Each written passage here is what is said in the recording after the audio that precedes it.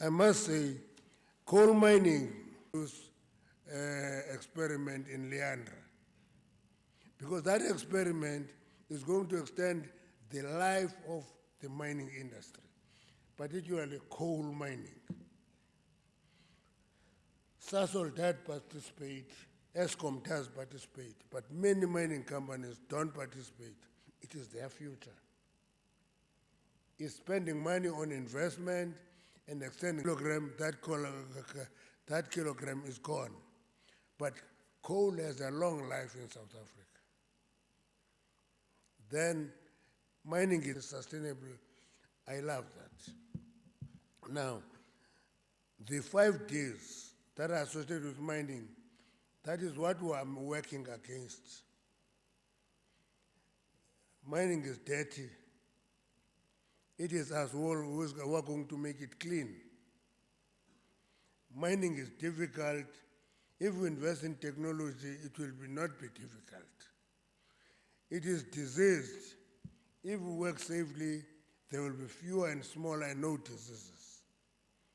It is deadly. It will not kill people. Mining, people must go to work and come back safe. Now, these days are what we are swimming against. We must undo these 5 days, which are a character of mining. Difficult, dirty, dangerous, diseased, and deadly.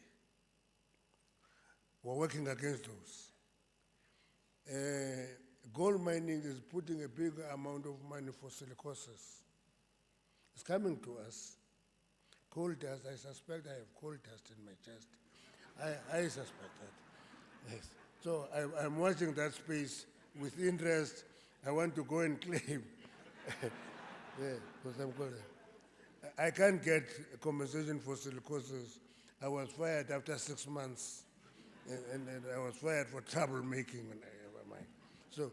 So that is it.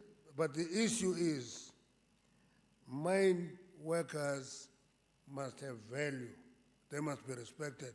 You know, I had a big fight with young people earlier this year because I made a very simple point. I say, when we worked in the mines, those early days, it was jobs that were looked down upon.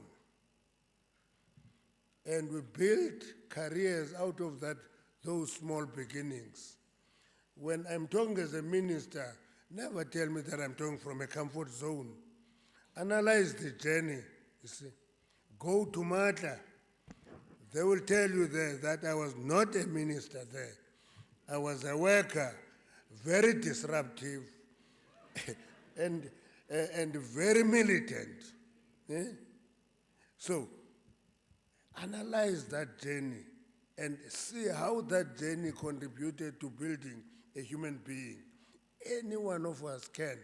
I was joking with the general manager of Mali. I said, Dagis are general managers.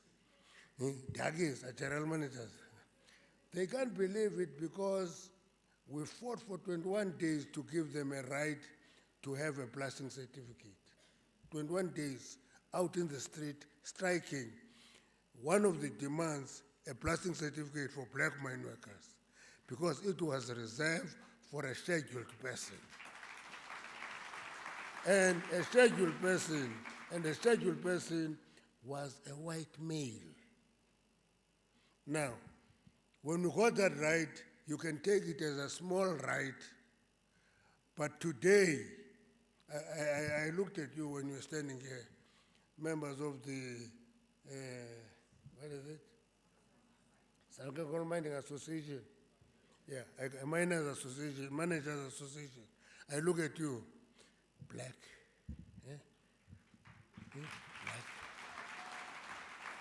Black. And I looked at you, few women, very few women, not good enough. We must have more women. Again, that is a right we fought for in 21 days. A blasting certificate, employment of women. Women were zero in the mining industry. By law, they were not allowed to work in the mining industry. Today, more than 78,000 miners are female. That's progress. You see, that's progress. So, it is quite important for you to change the face of the industry and make it look humane. And I must conclude by saying three things are necessary today. It's knowledge, technology, and expertise. Knowledge, technology, and expertise. And that is not something far-fetched. People must just love going to school. They must make schooling. If you don't make schools fashionable, you are not going to believe it. And people talk about unemployment, Mike, and I say to them, you know, a society that is educated is a different society to a society that is illiterate. Run, and many of us. There, everybody is educated there. They send a delegation to a negotiation, all of them PhDs in one thing or another, because they've made knowledge, education fashionable. We can do it, we can change the face of the country if we go to school. Let me conclude by committing the government to supporting you, will continue supporting you. This is my last term. I can't continue working beyond 70. And I'm sure you all agree with me. I'm more than 70, I can't continue working, this is my last term, but I hope whoever will take over will continue with the trend of understanding the industry. It's my argument, Mike, with the cabinet. Guys, you don't want to understand the mining industry. Try to understand it, okay? Village Jabi. That's why when you have a problem with your electricity pricing, the lesson, so that lesson is beginning to get into government. But government must understand mining is a very important sector. It's going to be important for a long time. And you as coal miners, I know that many of you are beginning to doubt. We may not be here by 2030, we'll close so many power stations. We may extend their life. I'm just whispering to you. So you are waiting for closure, we're working for extension.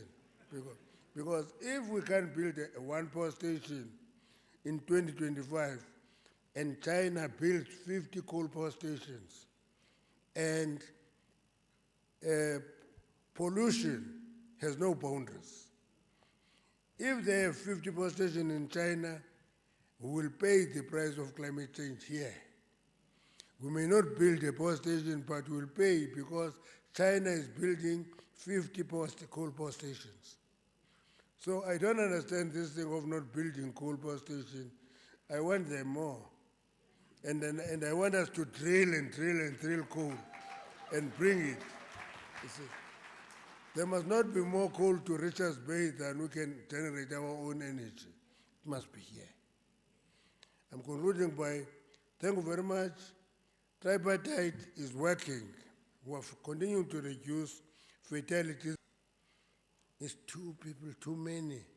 We throw them down the shaft, we kill them, they're dead. We call it nicely, we call it fatalities. It's not fatalities, it's two human beings dead.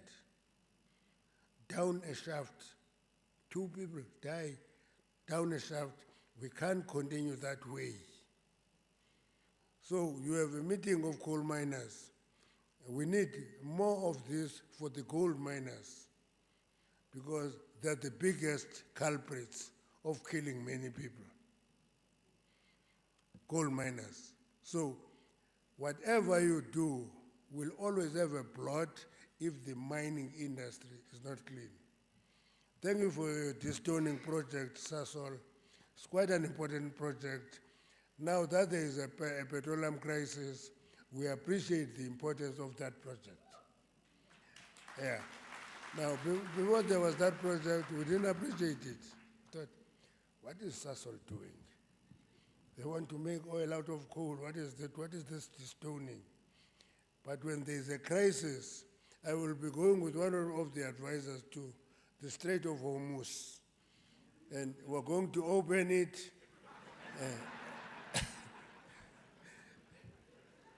You must remember, we're friends to Iran. And we get punished for that because Iran has not harmed us in any way. So we're friends to them. That strait must be open. We want to talk to them, but hey man, the closing of this strait is costing us dearly. And we commit a mistake in calculating what we give to the people. We forget the 93 cents.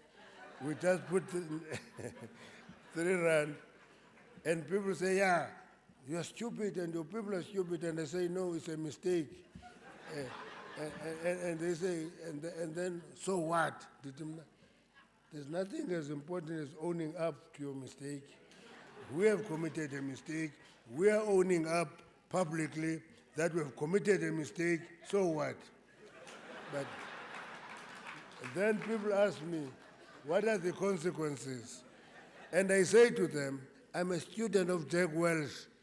If you commit mistake in executing a duty, I want you to blow more rooftops. Thank you.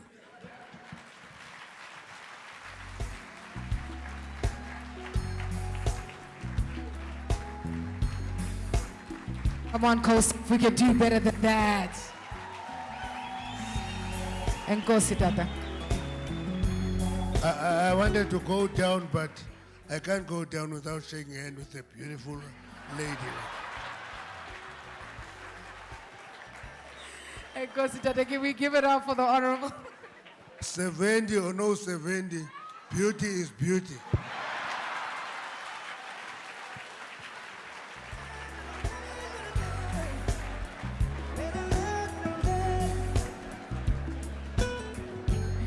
Minister's cheating us. He said he's 50. So we don't know this thing about it being the last term. We'll come together as a Lekgotla just to discuss one more time. A pleasure for us to have you here, Honorable Minister. Let's give it up as Coal Save.